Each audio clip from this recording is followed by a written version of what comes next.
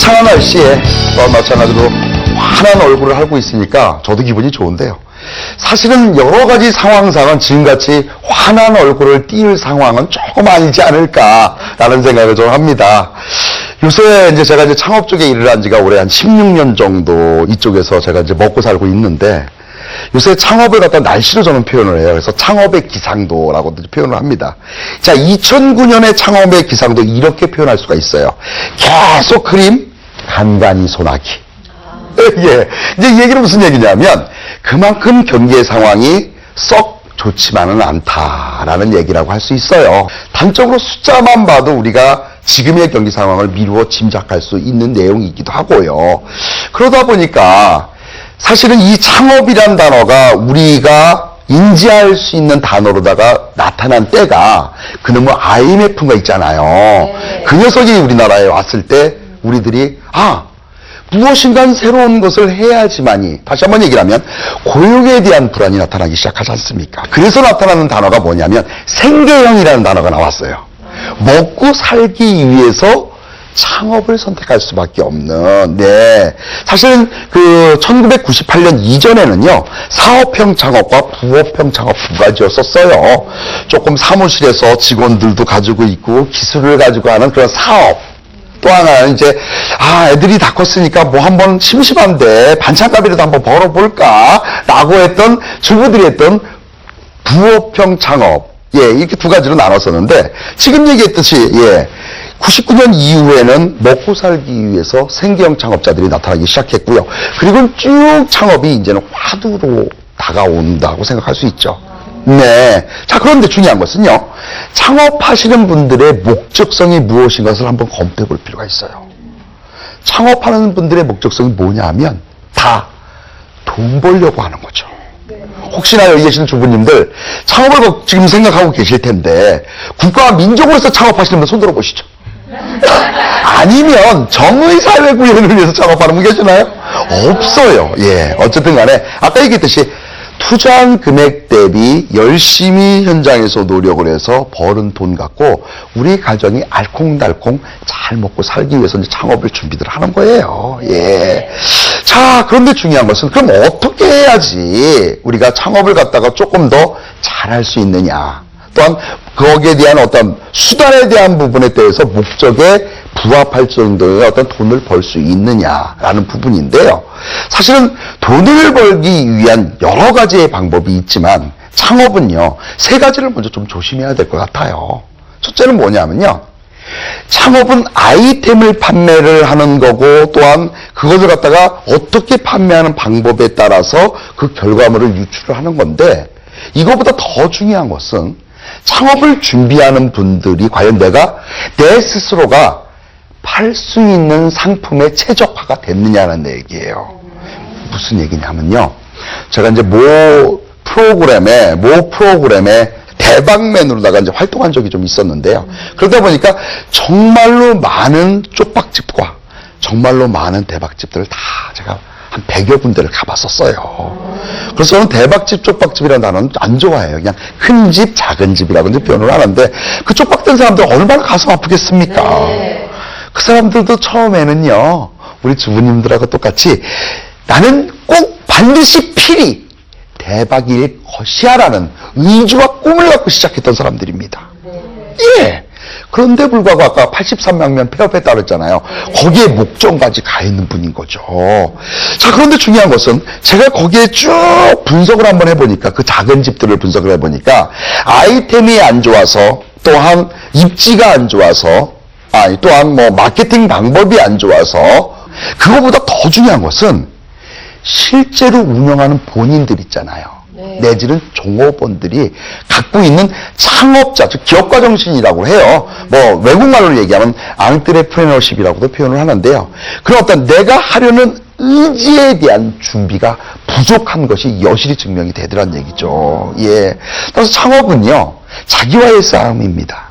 창업은요, 아이템을 고객한테 주는 것보다 내가 먼저 창업을 할 수 있는 준비를 어느 정도 갖추고 있느냐를 준비하는 시간이 승패를 좌우하는 요인이라고도 얘기할 수가 있어요. 자, 그러면 제가 이제 최근 들어서 뭐 TV나 뭐 신문이나 이런데 언론 기고를 많이 하는데 이 강의를 가면 아마 이 강의가 끝나면 쉬는 시간에 어머니들도 저한테 질문을 이런 걸 하고 싶을 거예요. 이거 최근 들어 제가 이제 가장 많이 받는 질문인데요. 첫째 질문이 뭐냐면 소장님 뭐 해야지 돈 돼요? 라는 질문하고요. 두 번째 질문이 뭐 특별한 거 없어요? 라는 질문을 제일 많이 받습니다. 예. 그 무슨 얘기냐면 남들이 안 하고 특별하면서 돈도 많이 버는 이런 걸 하고 싶은 거야 다들. 근데 엄밀히 말하면요 뭐를 해야지 반드시 꼭 돈이 된다고 얘기하면 제가 왜 알려줘요? 제 혼자 하고 말지 그거. 예. 그래서 이제 나온 얘기가 그거예요. 아이템은요 중요는 하나 아이템이 성공 창업을 얘기하는 절대적인 요소는 아니다. 예, 우리나라 창업 시장의 특징이 좀 갖고 있는데요. 4년 주기로 아이템이 이렇게 변해요. 그러니까 지금 유행하는 아이템이 4년 전에 유행했던 아이템이 지금 다시 또 오는 거예요. 이게 4년 주기설인데 제가 올해 16년 이 일을 하고 있다 보니까 정말 딱딱 맞아떨어져.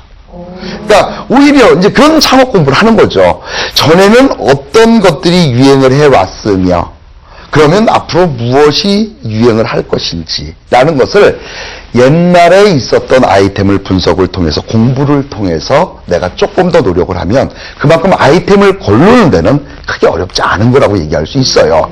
자, 저는 이렇게 말씀드리고 싶습니다. 여기 주부님들 많이 계시는데요. 창업이 여러 가지 요소가 있는데 제일 실패 확률이 높은 창업의 종류 그리고 제일 실패를 많이 하는 부류가 누구냐라는 질문을 많은데 누구냐면 바로 여기 계신 주부님들이에요. 와 죄송합니다 정말. 네, 정말 죄송해요. 왜냐하면 그런 거죠. 자 이제 아까도 말씀드렸듯이 지금도 그렇습니다만은 고용에 대한 불안 그리고 남편이 사실은 구주종이 언제 될지 모르다 보니까 어느 정도 자녀가 크고 생활의 범위의 금액이 들어가는 정도의 연령대가 되시면 미래를 준비하게 돼 있어요. 네. 조금이라도 남편의 힘을 좀 덜어주고 싶고도 그래서 뭐 한 달에 얼마라도 좀 벌으면 가사에도 도움이 되고 애들 학원비도 좀 나갈 거고 뭐 이런 것들 그러다 보니까 이제 준비를 하시려고 하는데 여유 자금을 가지고 창업하는 분들은 없습니다. 그러니까 제가 저희 회사에서 저번 달에 163명을 대상으로 조사를 한번 해봤어요. 창업 자금을 갖다가 자기 진짜 돈 중에서 몇 프로를 자기 돈으로도 자기 자본으로 창업을 하느냐 준비를 해봤더니 전체 13% 정도밖에 없어요. 나머지 87%는 외부로부터 돈을 차입해서 창업을 하는 거죠. 뭐 아파트 담보대출을 받는다든지 아니면 정부기관에서 대출을 받는다든지 이렇게. 결국은 그러다 보니까 지금의 창업을 뭐라고 얘기를 하냐면 목수명 창업이라고 합니다. 예. 왜? 내 돈 갖고 있으면 망하면 나만 망하면 되잖아요. 네. 이자를 내야 되는 거야. 이제 외부 돈으로 창업을 하다 보니까. 그래서 지금을 창업해서 망하면, 실패하면 내가 제일 앞에 쓰고, 우리 아들 뒤에, 우리 딸 뒤에, 제일 마지막에 우리 집사람. 4명이서, 예. 걸어가죠. 어디로? 뭐 농담이긴 합니다. 한강대교로. 예. 이게 목수명 창업이라고 하는 정도로 그만큼 절박해요. 그러다 보니까 이제는 실패해서는 안 되는 거예요. 반드시 꼭 예, 성공을 해야지만 되는 겁니다. 하지만 성공 창업의 작대가 다 틀려. 지금 여기도 어머니들 많이 계십니다만은 어머니들 각자가 내가 생각하는 성공 창업은 이런 거야. 내가 생각하는 성공이라는 기준은 요 정도야. 라는 기준의 잣대가 다 틀리시잖아요. 네. 예. 어떤 분은, 나는 뭐 한 1억 정도 창업을 하면 한 달에 한 6, 700만 원 벌어야 되는 거 아니야? 뭐 어떤 분은 한 2, 300만 원도 벌었으면 좋겠습니다. 뭐 이런 분들 계시잖아요. 네. 예. 근데 이 지금 얘기한 성공의 창업의 잣대의 기준점이, 즉, 그건 어디냐면, 내가 창업하기 이전에, 아니면 남자분들 같은 경우 내가 직장 생활을 했을 때 벌었던 급여의 부분이 있잖아요. 그 금액 안에서 생활을 하지 않습니까, 다들. 그러니까 뭐 애들 뭐도 줘야 되고 엔겔지수에 먹고 살아야 되고 적금도 들어가야 되고 물화비도 나가야 되고 그 한 달 규모라는 금액이 있잖아요. 이 규모만큼은 최소한 벌고 플러스 알파, 이 알파가 베네핏, 즉 일부의 수익성까지 요게 이제 목표가 되는 거예요. 예. 그런데 창업시장에서 있는 아주 기본적이면서 불변의 진리가 하나가 있는데요. 그게 뭐냐면 투자 대비 수익성입니다. 예. 예를 들어서 1,000만 원 투자해서 한 달에 한 2, 300만 원씩 벌고 싶은 분들은 많겠지만 현실은 그렇지 않다는 얘기입니다. 예, 제가 어떤 분들한테 여쭤봐요. 얼마 정도 버셨으면 좋겠어요? 라고 얘기하면 전부 다 되게 많이들 얘기해요. 그걸 갖다가 뭐라고 얘기를 하냐면 기대 수익성이라고 얘기해요. 이게 기대하는 수익인 거야, 내가. 요 정도 벌었으면 좋겠다라는 그냥 나의 소망이지, 자그마한. 그런데 실제 창업은요, 현실 수익성을 무시할 수 없어요. 그러면 기대 수익성이 요만큼이면 실제로 내가 정말로 열심히 일했었을 때 버는 돈이 이거 이상 된다면 너무 좋잖아요. 근데 현실적으로 쉽지가 않은 거지, 그거는. 그다음에 그만큼 좀 떨어질 수가 있잖아요. 그런데 이 기대 수익성과 밑에 있는 현실 수익성의 괴리 사이의 공간, 요 정도의 기간을 갖다가 이것은 뭘로 대변을 하냐면 이것은 노력뿐입니다. 예, 경영자 스스로가 어떻게 노력하냐에 따라서 올릴 수도 있고 내릴 수도 있고라는 부분이라고 얘기할 수 있죠. 예. 자, 그런데 지금 얘기 말씀드린 대로 마찬가지입니다만은 다들 일부의 혹자는 대박을 꿈꾸고요. 일부의 혹자는 기본이라도 했으면 좋겠다라고 얘기를 하는데 제가 며칠 전에 신문 보고 깜짝 놀랐어요. 그러니까 저희들은 이제 컨설팅 하는 사람이니까 신문을 한 10대까지를 보잖아요. 그러니까 저희들이 보는 것은 두 가지의 헤드라인하고요. 광고를 봅니다. 의식적으로. 어떤 광고가 나왔냐가 그게 트렌디고 소비의 트렌드가 되는 거예요. 예. 그때 당시에 소비자들이 가장 관심 있는 업종이 광고에 나올 수밖에 없습니다. 부동산이 올라가면 거의 분양 광고예요. 아니면 부동산 가격이 가장 떨어졌을 때도 예, 분양 광고고요.